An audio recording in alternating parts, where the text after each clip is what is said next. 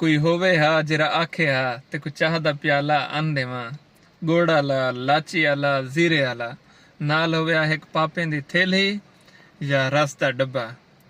ਇਹ ਜੀ ਮੁਹੱਬਤ ਕਰਨ ਵਾਲੇ ਲੋਕ ਕਿੱਥਾਂ ਰਹਿ ਗਏ ਬਾਬਾ?